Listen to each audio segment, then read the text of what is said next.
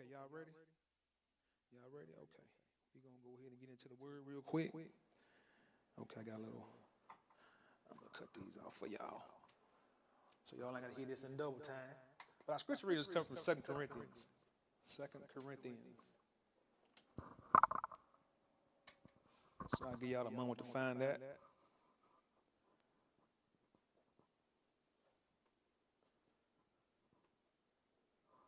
Second Corinthians.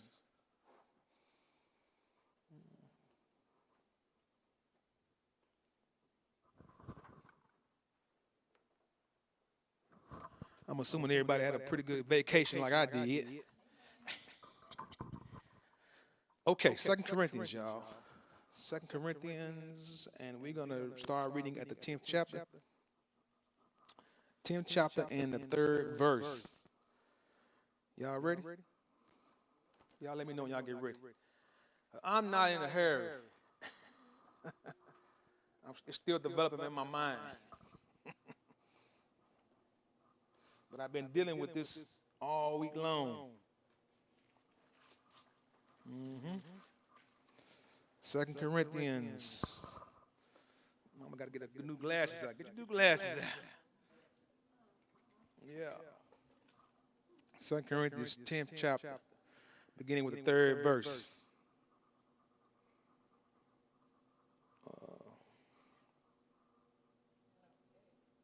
Okay, you got it? Okay, so verse 3. For though we walk in the flesh, we do not war after the flesh.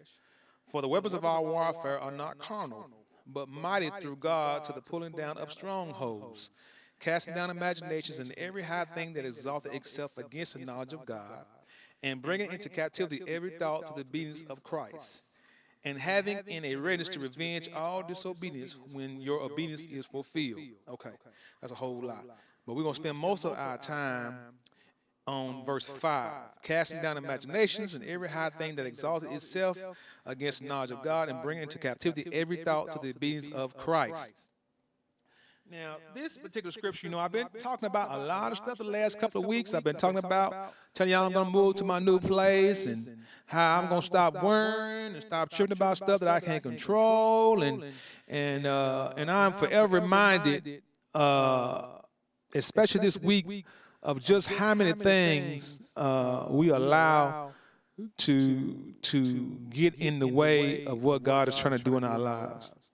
One of the things, one of the most heaviest thing that's really been on my mind, y'all, is myself. I know for me, when I'm on vacation, it's an opportunity for me to really sit back and look at the life called Zach. I want to see what's going on. I want to do some evaluations, and I want to, if there are some changes that need to happen, I want to make those changes and do better. And so vacation is my time when it's quiet. When you're working and pushing and trying to make money and trying to do this, do that, you don't have as much time to think. And so when I'm on vacation, it allows me to get away from everything, and it gives me an opportunity to think about kind of what's going on. And as I was sitting there thinking, I heard the Lord remind me. He said, "Now, you're 48 years old. I'm 48 years old, y'all. And there is a very, very good possibility. There's a high percentage. There's a high chance that I won't live another 48 years. That's a good possibility that I probably won't live another 48 years. But what I do or don't is not the issue. The issue is this: if I've already burned, in so many words, if I already utilized 48 years, the next question is, what am I going to do with the rest of them? Okay. And am I going to waste time doing something or doing something that's not beneficial to myself or is not beneficial to what God has called me to do? Am I willing to waste any more time if I've wasted any? Am I willing to give myself, my time, to anything that is not beneficial to me reaching my next dimension? And also, as I was driving, the Lord do a lot of talking as I'm driving that van. The other thing that I've learned that He showed me is that time, really, y'all, time is our most valuable asset. It is really a wise time, our valuable asset, because really, without time, if your time is up this evening, you don't have a whole lot you can get done. If your time is up at 5 o'clock this afternoon, there's not a whole lot you can get done. So really, truly, time is a very valuable asset. And one of the things that we must do is we must learn to maximize our time. And so when I looked at, how old I was 40 years old, I asked myself a question. Zachary, are you willing, listen to this is a good question. Are you willing, that might be my title, are you willing to spend the next 48 years or less doing what you did the first 48? Are you willing to do what you did the first 48, the last 48 years? If you look back on your life, wherever you are in your life, whether it be, 12 or 13 or 8 or 43 or 48 or 50, wherever you are, you ask yourself the question, are you willing to give time to those things that you have given time to in the past? And was it worth it? And was it worth it? I'm going somewhere. Y'all work with me. One of the biggest threats, because, of course, when God talks to me, I ask questions. You should do that. When you're spending time with God and you're talking to God and God's talking to you, you should ask questions. I said, God, okay, I really don't. I'm looking at my life, y'all. I'm looking at how the work I'm doing. Pastor White, some things I'm doing, I say, I ain't really that happy.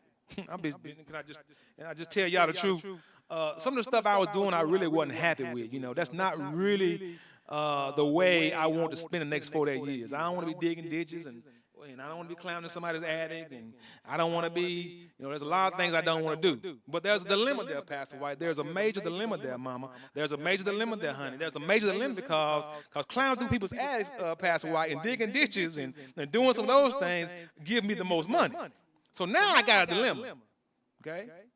One part of me says, I really don't want to do what I've done the first 48 years. But on the other side, on the other end, slow down, Zach. On the other end of this thing, I need the money that's attached with what I do. Does that make sense? So now I said, God, now God, how is it that I'm going to make the money and do some of the things that I feel? I don't know, y'all. I have these feelings in me that I have more in me than what I'm doing right now. My wife, I have dreams. I have things that I want to do that before I leave here. I could tell you all of them, but we could spend a lot of time on that, and I don't want to do that. But I can imagine that each one of you have dreams, things that you've always wanted to do, but just never have got them done for whatever reason or another. You just didn't get it done. And so when God started talking to me about time, and as I started looking at my 48 years, I said, well, God, there's some things I want to do, but I just really don't know how I can get those things done and still make the same money. And God says, well, who is it that give you strength to do what you're doing now? He said, really, when you look at it, Zach, who is it that's really, really taking care of you? And I said, well, God, you know how we talk to God. Well, God, I know it's you. Well, if you know it's me, then why are you tripping? Right? So I was like, okay, God, all right. So then I began to do some thinking and decided began to look, slow down, Zach, began to look through all the scripture that I've ever read and all the situations, circumstances that have ever happened between people and God and the devil. And what I come to find out, y'all, is the devil, and I know this is going to sound basic, but it came real to me when I was thinking about this week. The devil's job, y'all, is to sit on, how you see the cartoon, you have the angel on one side of your shoulder and you got the devil on the other side of your shoulder. Well, the devil's whole job, his whole function is to tell you that God can't do it. His whole responsibility, his whole job is to make you think, Pastor White, you're not going to make it. His whole job is to make you think that your situation ain't going to work out. He spends his whole time developing imaginations, not real stuff, but stuff that could happen. Yeah. The title is Pull Down the Stronghold. That's the title. Pull Down the Stronghold. There's a thing. He spends 99, if not 100% of his time, and I'm going to say 99 because the other 1%, he putting folks in your way. If he can't do it through you, Pastor White, he's sending some knucklehead to jack with you. If he can't get you. And so we spend a lot of our time trying to fight against what we think is going to happen. Not what we know going to happen, what we think is going to happen. So what we're doing, y'all, is we spend a whole bunch of time wasting time, which is I told you was a valuable asset, worrying about things that hadn't even happened yet. Okay? And so the devil spends all his time jacking with us, telling us that God can't do what God told us in his word he can do. He told us, I will take care of you. He said, let me just get real, Bill. He says, what? He says, how many cubits can you add to yourself by worrying about what you can or cannot do? That's the book. You can't add 1 cubit to your stature by worrying about what's going to happen tomorrow. But we spend time, we stay up late at night worrying about stuff that ain't even happened yet. Right? We give time, our most valuable asset, to things that ain't even happened yet. That's why the book says that though we walk in the flesh, we do not war after the flesh. For the weapons of our warfare are not carnal, but mighty. Who? Through who? Through God. To the what? Pulling down a stronghold. I can't pull down not one stronghold. The title is Pull Down the Stronghold. I can't pull down one stronghold unless I have God with me. Now, I'm going to digress. And y'all pull me back. You have to remind me where I was. We can't do anything. We can't pull down these strongholds. We can't fight against the devil talking to us if we don't have God and his word in us. Which goes back to what Pastor White said. We need to know this book. We need to study before I say it. Don't take just what I say. You need to know that book for yourself. Why? Because when the devil comes, you need to have some word. Jesus Christ himself, y'all, had just, I'm going to get back to that story in a minute. Jesus Christ himself had just been baptized by John the Baptist. And as John the Baptist pulls him out the water, the book says that a dove descended on him and said, this is my son who I am well pleased with. And the first thing that happened is God took him out into the wilderness to be what? Tempted. And the book says that Jesus was out there in the wilderness, and he was hungry. He had been out there 40 days and 40 nights, and he was hungry, the book says. And the devil said, now listen, like he always say, I know you hungry, but why don't you turn that rock into bread, and man, you can eat good. You understand me? Lord, I can imagine. I don't know this now. This is not in the book, but I can imagine that the Lord thought about it. I can imagine talking about, man, I am hungry and I could, you know what I'm saying? Cause that brick or rock or whatever to turn to bread. And I can eat, man, I can eat good. I can at least give me enough nourishment to help me get on just a little while longer. But he said, wait a minute now. He says, man should not live by bread alone, but only by the word that proceeds out of the mouth of who? God. Every time the devil tell us that it ain't going to work, Pastor White, we need to give him some word. We need to feed him back some word. We need to pull down every stronghold, every voice of negativity that comes into our head. We need to pull down that stronghold. If you remember, I think everybody have read the book, The Cabin, The Shack. Thank you, The Cabin, The Shack. Yeah, all that. Y'all done read that one. The book is so interesting, y'all. Every time I read it, it messes me up. But it talks about what was very good, and you might have to go back and read this. It says that Jesus Christ, when God, who was the black woman, when she was describing Jesus Christ, get up, Eric, stand up, son, stand up so you can get up. The black woman who was Jesus Christ, this book says now, he says now when we sent Jesus Christ on the earth, he says he was really fully human. Now I done read this book 4 times. When I read it this morning, I'm like, what? I forgot that. He was fully human. This book says now. I don't know if the Bible actually says that. Maybe it does, but this book says that it describes Jesus as being fully human. The difference is why Jesus was able to do all that he was able to do because he fully trusted God. And he utilized all the power that Jesus Christ had, this book says, didn't come from him. Every time Jesus performed a miracle, he talked to God about it first. And he was able to do great and wonderful things because of that. And so, and that just made me, it provoked me. I don't know what it do for you or if it helped you or whatever the case may be. But for me, it helped me to realize that even though I'm human, and even though there's some things that Jesus Christ did that maybe I ain't quite got that yet, I know that it's possible. That's what helped me out. I'm like, okay, and so. But even Jesus Christ himself had to battle the voice in his head. And he was God the book said he was God in the flesh. He knew God. You know what I'm saying? He was aware of God. He talked to God, and yet still the devil still was trying to jack with him. And so if the devil was trying to jack with Jesus Christ, don't you think he'd be trying to jack with you? Listen, Adam and Eve, you okay? You can sit down when you get ready. Adam and Eve, y'all, in the garden of Eden, had life perfect. God said, listen, this is what I'm gonna do for y'all. I'm gonna help y'all out. First of all, I'm gonna put y'all in this garden, okay? And y'all can eat from any tree in here. Not. Don't eat from these 10. He says you can eat from any tree in here except one tree.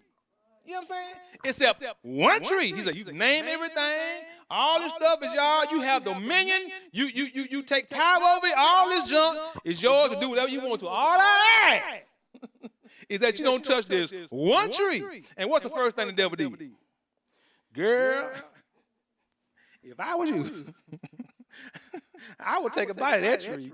Because if you take a bite of that tree, you'll be just like God. Now, why did she have a need to be like God? I don't know. But whatever he said, he convinced her enough. Whatever he said was convincing enough to make her check it out for herself. And see, the problem is, y'all, the problem is, y'all, and I think this is, and I might get in trouble, Pastor White, but I'm going to say this. I think that women have, maybe sometimes men too. Let me just say it like this.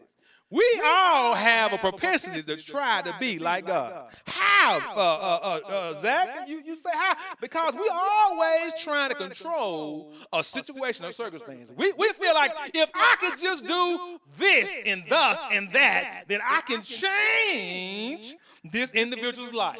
I can change their life and I can make their life better. If I could just do this, that, and thus, I can make their life better. And we go about jumping over hoops and doing crazy stuff to try to make somebody else's life be something that they themselves might not want. But we will jump over hoops. We'll go to the prison house. We'll bail them out. We'll make excuses for them. We'll do all this stuff for these folks. And they'll still decide they don't want to get out of jail. They don't want to quit smoking dope. They don't want to stop doing wrong. They do whatever they want to do. And we'll waste time trying to make folks do stuff they don't even want to do in the first place. Because we want to control stuff. We as men, we do the same thing. We gonna work all the time. We gonna work for candy cane. We gonna do everything we can because we want to make sure that our family's gonna be all right. Kill ourselves. Won't see our children. Won't be mean to our wives, and we done worked all night long and all day long, and then we wonder why stuff jacked up. Trying to control stuff. When all the time, all we got to do is trust God. God put Adam and Eve in the garden. He says, all this stuff is yours. All that you do is depend on me and just don't eat from that one tree. And the devil talked them both into eating. Abraham and Sarah. He told Abraham, he said, I want you to leave your mom and daddy's house. And he said, I want you to go to a place I'm going to show you. He says, now you look into the stars. You see all them stars? You can't even count them. He says, your descendants are going to be as many as the stars. He says, look at the sand. You see the grains of sand, how you can't count them? He says, your descendants is going to be as many as the grains of sand. And Abraham and Sarah was like, okay, cool, wonderful, love it, it's awesome. But as they begin to go in their life, Pastor White, as they begin to go in their life, they begin to realize, wait a minute, we ain't got no son. That's a major problem. You telling me, God, on one hand, you telling me, God, you're going to take care of me. But when I look around and I do an evaluation of the stuff I see, I don't see anything that suggests that everything is going to be all right.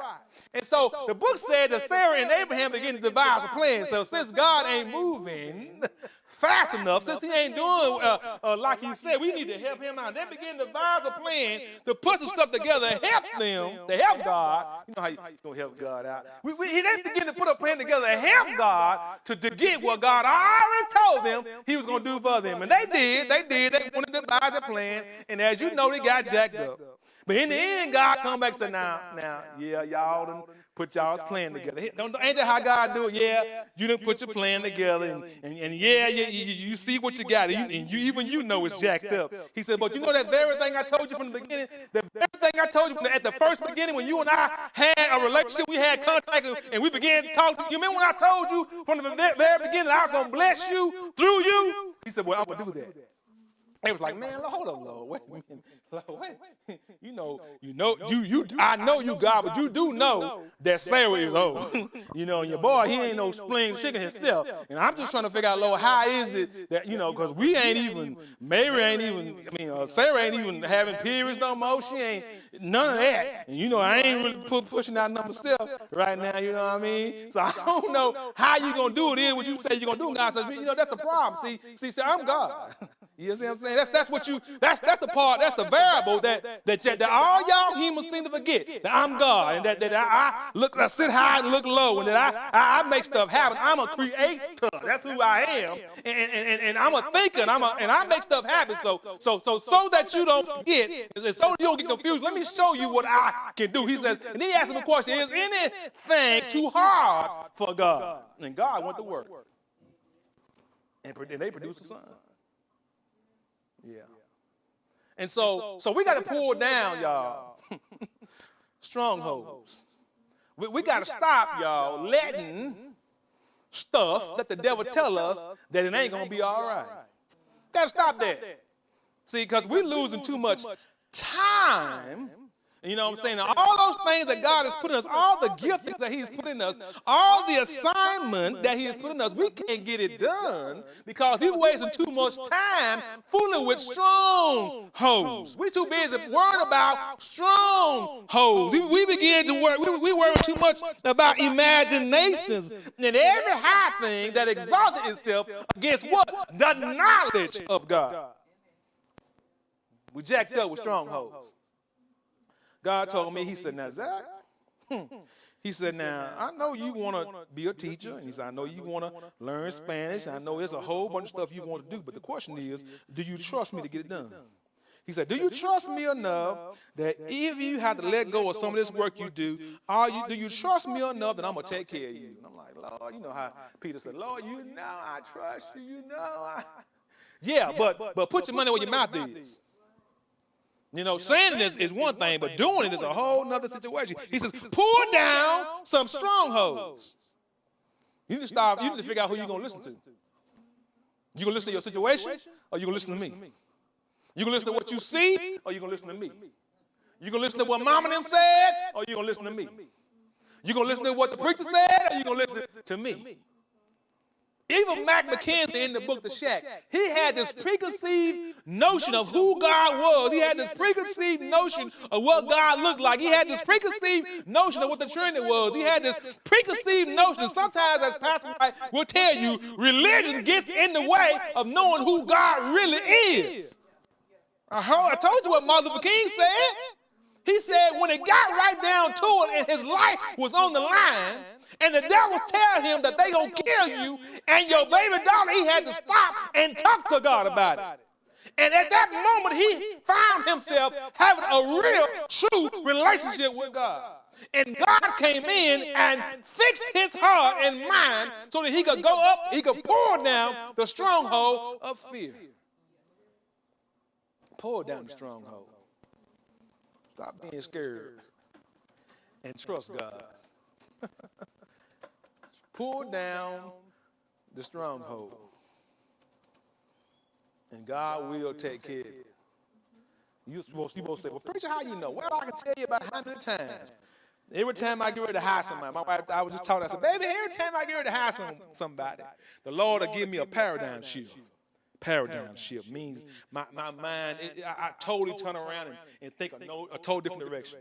So I'm getting ready to hire, I'm getting ready to hire somebody. I'm going to get somebody, hire me somebody. And God says, Yeah, but you 40 years old and you have these dreams of getting this stuff done, and what you're about to do is not in line with your assignment. He says, now, what are you going to do with that? Lord, I'm going to trust you. I said, it's hard. Since be honest with God. God is hard. Yeah, I'm scared. I'm scared, Lord. I'm terrified. I got a garage. I'm telling these folks I want to build, Lord. Now, he said, don't worry about that. What's more important, your assignment or garage? He said, what's more important? He says, if you will do what I tell you to do, I will take care and bless you exceedingly. Trust me, son. I got you. Pull down the stronghold. I know the devil's telling you. I know he's showing you everything. He's showing you when you get 50 years old. The devil paints a picture. Says, Zach, when you get 50 years old, you're going to be too old to work, and you ain't going to have nobody to take your place, and your business going to close down, and then you ain't going to be able to take care of your family, and then you ain't going to be able to pay your mortgage. Then they're going to take your house. Then they're going to take your wife's car and y'all's car. Y'all going to have problems. The devil paints a picture. He casting imaginations. Now, who you going to believe? Whose report are you going to believe? He says, pull down stronghold. Trust me. And know that I am God. There is no other greater and mightier than me. And I have sent you a comforter, the Holy Spirit. He will come in and he will sup with you. He will give you peace in the middle of your situation, circumstances. And I've already paid the price. I've already proven through the life of Jesus Christ that there is nothing that you can't do. With your mind stayed on me. He says, pull down, young man, pull down the stronghold. And anything that says anything against the knowledge that you know about me, he said, pull it down.